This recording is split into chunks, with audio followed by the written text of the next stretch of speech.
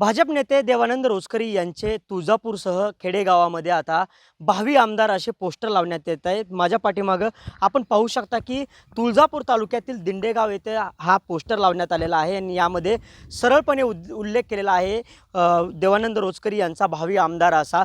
आपल्यासोबत काही देवानंद रोचकरी यांचे कार्यकर्ते आहेत, आपण त्यांच्याशी बोलणार आहोत। काय सांगाल, भावी आमदार असा उल्लेख केला आहे। एकीकडे राणा जगजितसिंह पाटील या ठिकाणी आमदार आहेत, तरी देखील भावी आमदार असे या ठिकाणी बॅनर लावण्यात येत आहे।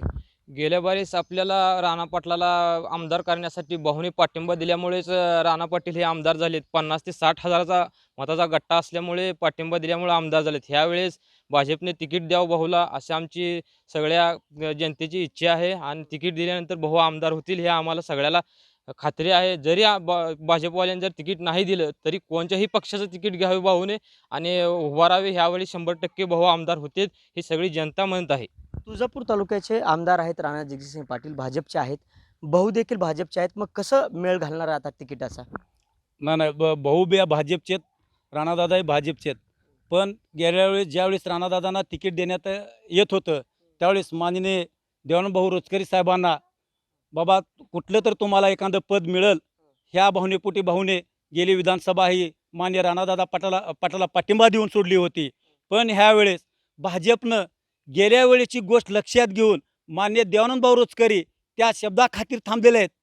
आपण एक शब्द दिलता भाजपनं की भाऊ तुम्ही थांबा, ह्या विधानसभेला तुम्हाला ॲडजस्टमेंट करू, कुठल्या तर पदावर घेऊ, कुठं तर तुम्हाला महामंडळावर घेऊ असा शब्द दिला होता वरिष्ठ लेवलला।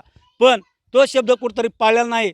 त्याच्यामुळं ह्यावेळेस माननीय राणादादांना त्यांनी तुळजापूर तालुक्यामध्ये न तिकीट देता हा तालुका देवानभाऊच्या हक्काचा आहे, गोरगरीब जनतेचा कामं केला। 30,000, 50,000, 60,000 मतदाता गट्टा भाऊचा आहे।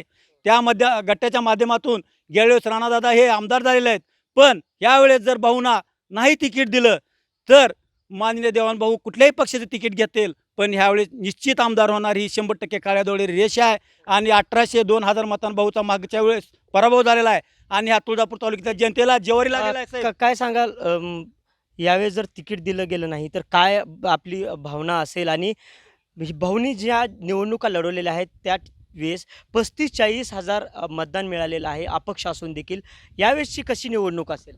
यावेळेची चांगली जबरदस्त निवडणूक असेल, कारण भाऊच्या ग्रामपंचायतच्या जे हे आहेत त्या ती कमीत कमी 70-80च्या आसपास असतील, म्हणजे ग्रामपंचायत स्वतःचे भाऊचे। त्यामुळं 100% भाऊ निवडूनच येणार। स्टँडिंग आमदार आहेत आमदार राणा जगजितसिंह पाटील, त्यांना डावलून कसं भाजप तिकीट देईल भाऊंना? नाही, भाजपनं आम्हाला तिकीट द्यावंच लागेल। आमच्या जीवावरच राणा पाटील निवडून आली ती आणि आम्हाला काय त्यांनी आश्वासन दिलेलं आहे ती, तरी आमच्या आशा भाजप पक्षाने आमची आशा मोडू नये, कारण का आमची ताकद त्यांनासुद्धा माहिती आहे। आणि भाऊचा शब्द म्हणजे शब्द असतो।